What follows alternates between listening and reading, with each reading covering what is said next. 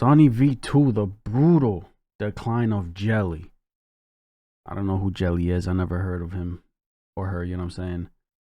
We won't see though, let's get it. How did Jelly lose 92% of his audience in only 2 years? Did the content become repetitive, boring, and unremarkable? Did he become too focused on unimportant things outside of YouTube? Or was his decline the direct result of Jelly's highly successful trio eventually coming to an end? We're going to provide a step-by-step explanation for why Jelly's channel hasn't been doing so well, which is most easily understood if we discuss how he became successful in the first place. When Jelly created his first video 23 million, bro, and I never heard of him. I must have seen a clip or a video somewhere, because I don't remember him.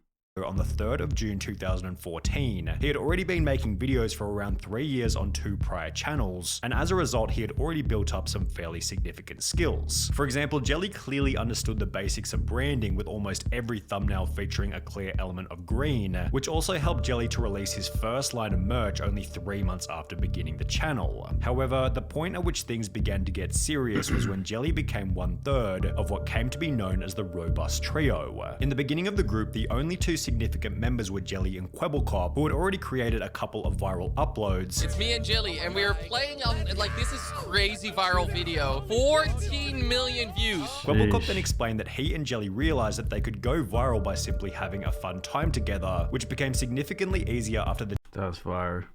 Going viral, just having a good time with you and your friends.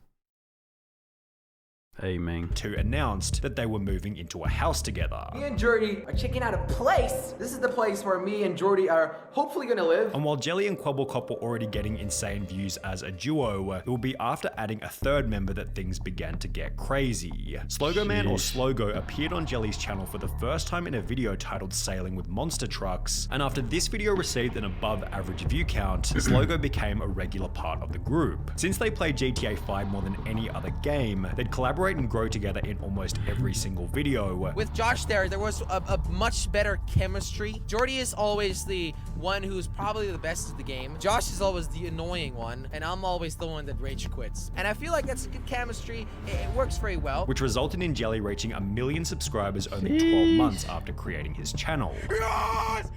A year, bro. That's crazy. Fuck. I saw it, baby! Meanwhile, Jelly, Quebblecop, and Slogo were becoming closer and closer friends every single day. And in the meantime, just having banter, just roasting each other, and we were very close friends. Like, we spoke to each other every day, you know, we were there for each other every day. We knew everything about each other. It was just so much flippin' fun. With the fun nature of the content helping them to innovate into making real life videos. We can do videos together in real life, and people like that even more. This one is 23.5 million views. As mentioned by Crazy. Quebblecop, some of their real life videos performed unbelievably well, such as this simple 5-minute Q&A on Slogo's channel, which to this day has received over 17 million views. Over on Jelly's channel, almost every vlog he'd post was equally popular, and as a result, Jelly passed 5 million subscribers only a year after hitting 1 million. By 2019, Jelly was gaining well over 200 million views every single month, helping him to receive his diamond play button and purchase a $6.5 million property in Monaco. However, while it was clear that Jelly was in a better spot than ever, 2019 would also mark the point at which the Robust Trio began to fall apart.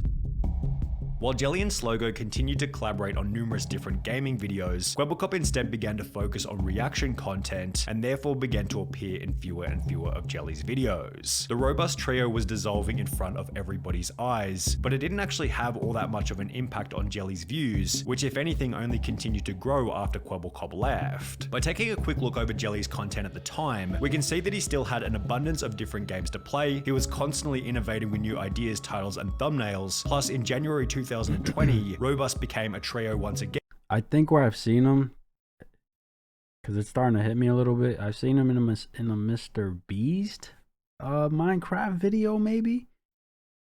I'm pretty sure. After Kwebbelkop was replaced by a YouTuber named Craner, who had the most subscribed channel in all of Denmark. 3 months after Craner joined, Jelly was able to achieve his highest monthly view count ever at 511 million in May 2020. However, you don't have to be an expert in data analytics to see that after May 2020, something began to go horribly wrong.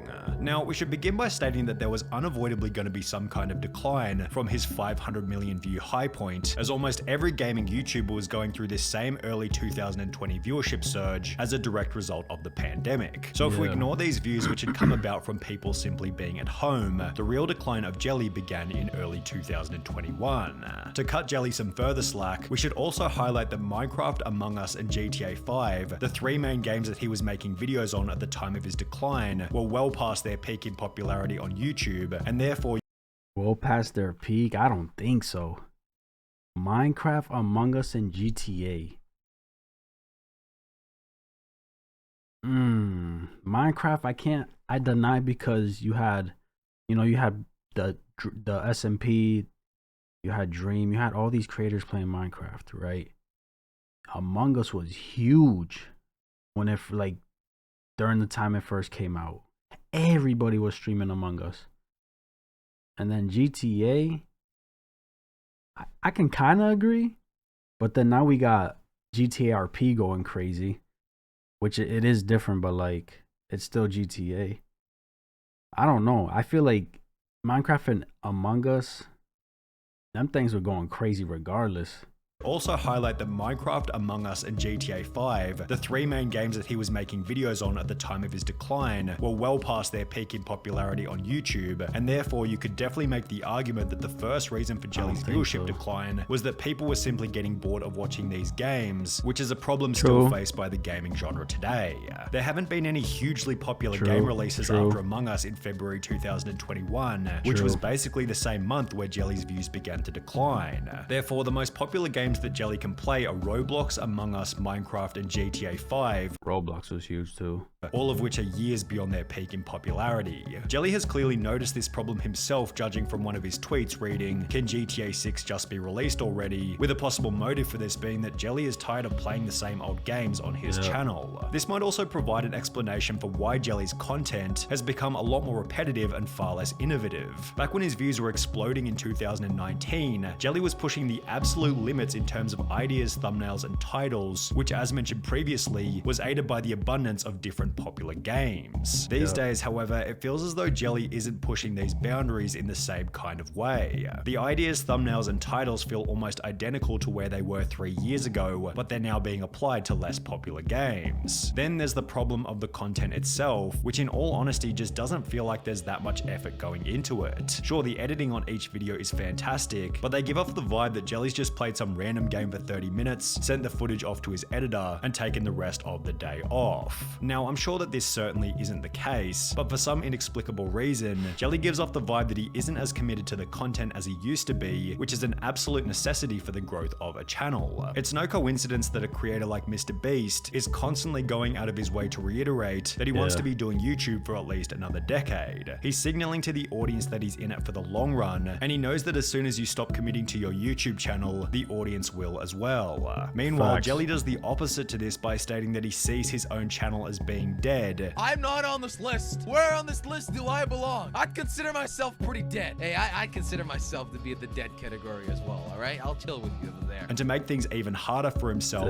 Jelly makes it very obvious that he's distracted by unnecessary things from outside of his channel. Now, we're going to make a point that's somewhat similar to the one made in the Kwebbelkop video, being the foolishness behind sharing a luxury lifestyle to social media, although we're going to approach it from a slightly different angle, because if anything, it's worse in the case of Jelly, as he's so obviously distracted by ego-related purchases. In early 2020, I mean, valid point, but maybe he's just trying to enjoy life a little. You know what I'm saying?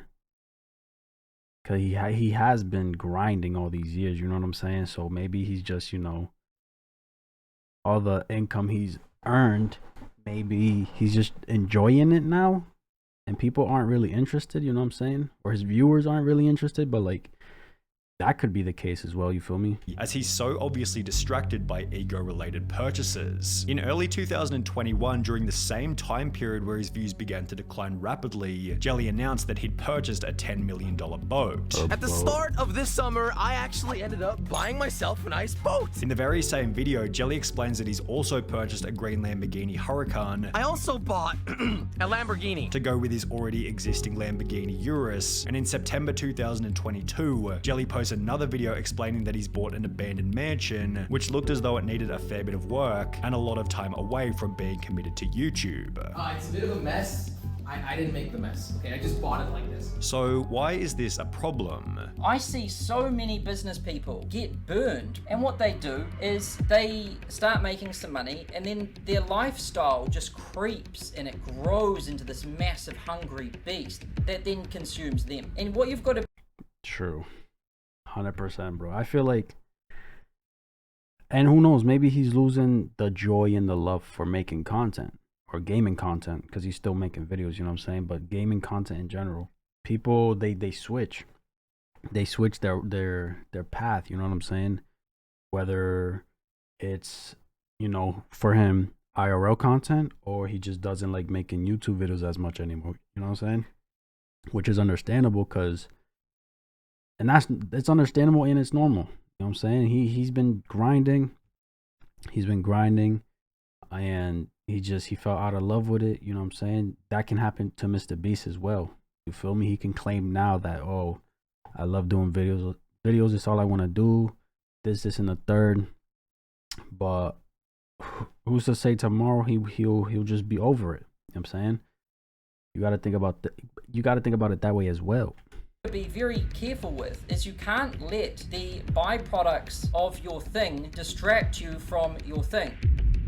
This is a principle that someone like Mr. Beast understands perfectly. He's always voicing his disdain for luxury and anything that removes the focus from the growth of his channel. On the other end of the spectrum, you have someone like Jelly, who seems to be searching for distractions, and it's clearly having an impact on his ability to produce top quality content. For example, in July 2022, Jelly uploaded a video titled "This Isn't Working Out," in which he'd explained that after many years, he was no longer able to produce 2 videos per day, and was instead going to start releasing just one. Starting now, I am gonna quit posting 2 videos a day. This was justified by Jelly stating that the quality of each video should increase. Lowering the quantity should up the quality. At least that's my goal. If I can spend more time on a video, that video will turn out better. Although the quality didn't actually change much after posting this, meaning that Jelly was simply uploading half as often as before, with minimal change to the substance of the videos. Then there was the collapse of the robust trio, but for the second time. We mentioned earlier that Quebblecop, who had close to 15 million subscribers, left the trio in 2019, but was instead replaced by Denmark's most subscribed YouTuber called Craner. Well, Craner continued to play with Jelly and Slogo for roughly 2 years. However, like Quebblecop, he also began to appear in fewer and fewer videos. In May of 2022, fans noticed that Jelly and Slogo had removed any mention of Craner in their video descriptions, leading everybody to believe that Craner had been kicked from the trio. Well, 4 months later, Craner would take to his YouTube community tab to make the following announcement. Too many theories out there about why I'm not recording with the guys anymore, and I thought, although I always like to keep private, why not just address it so people don't get the wrong idea? Jelly and Josh are great people and I wish them the best. Last year, and also somewhat into 2022, was the toughest time I've gone through. I lost my dad, came out of a long relationship with my ex-wife around the same time too. As most of you know, this resulted in me not recording for weeks or a month at a time. The guys were very understanding and sweet. However, no drama happened. I didn't use them to garner attention then leave. And for people saying I just use them for views, wouldn't it make a lot more sense to stay recording with 2 of the biggest creators on the platform? I think so. I wanted to change and I wanted to do my own thing for once. This post not only confirmed So pretty much there's no beef, which is good. You know what I'm saying? The end of the trio, which had made Jelly so successful in the first place, but it also felt like the death of innovation and authenticity on Jelly's channel. The robust trio represented a time when Jelly seemed passionate about making videos, as is highlighted in old comments such as, "I enjoyed it more when they were actually having fun, instead of just acting for family friendly." However, while this comment represents Family friendly, bro.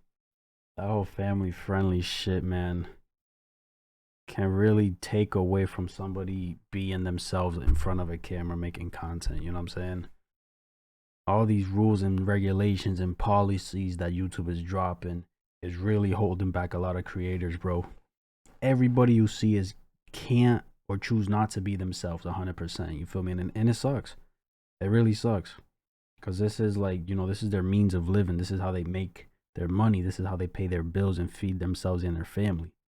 So it's like they gotta abide by the rules, you know what I'm saying? But it just, what can you do? You know what I'm saying? You gotta put up a somewhat of a front to keep shit going, you know what I'm saying? And it's sad, bro. It's sad. It's the tragic decline of a much-loved content creator. It simultaneously shows just how much of an impact these three legends had on the content creation sphere and the lives of millions. Yeah. Oh, man. All right, so if I'm not mistaken, he was in a Mr. Beast video. I'm pretty sure. And if not, maybe I saw him in someone else's video. I'm not sure. Charlie was one of the fastest growing YouTubers throughout the 2010s, being best friends with Quibblecop and Slogo, but recently his growth has slowed dramatically. Why did he become out of touch with his older subscribers? Did he become too distracted by external possessions, or was his decline a pure result of the robust trio actually coming to an end? Ah, I swear, Sunny's content timing is absolutely spot on, just in time for my Chipotle. Let me see. He's the first YouTuber I've ever seen. Sad to see him go down like this. All right, let me see something. Jelly. 23.3 Welcome mil. back. He still uploads twice a day. Still uploads twice a day. Thumbnails still looking nice. GTA, Minecraft. Okay. Roblox, okay. I mean, given his sub count and his views, absolutely he fell off, right? But he's still doing well for himself, bro. He's banging 6-figure views, right? Is that how you say it? 6 figures, yeah. Yeah, 100K plus views every video, bro. 3, 2, it's looking like 2, 3, 400K he be banging. That's still not bad. But if we're going based off the sub count and, you know, the views, then yeah, you know what I'm saying? It does make sense. Hey, man. Everybody's definition of falling off is different. Damn, I remember watching him when I was younger. Good times. That as well. You got to take into consideration his viewers were probably younger. They were down for watching that and they had the time to watch all that. Now everybody, you just get older, bro. You fall out of interest with a lot of things, you know what I'm saying? I used to watch White Boy 7th Street heavy, bro. White Boy 7th Street. I used to watch him heavy. And I mean, look at him now. You can say he fell off, you feel me? And I don't even watch him anymore. It's just you lose interest in a lot of things as you grow up, you know what I'm saying? I miss the old days, the old trio. Let me see. Never disappoints. Honestly, it's pretty sad seeing those good YouTuber channels die. Hey, man, he's still banging some views, so I can't sit here and complain, you feel me? It is what it is. But shout out to SunnyV for this, bro. You feel me? W video. Plain and simple, bro. Let me know what you guys thought. That's my reaction. If y'all enjoyed, give this video a like, subscribe if you haven't. Now I'm out.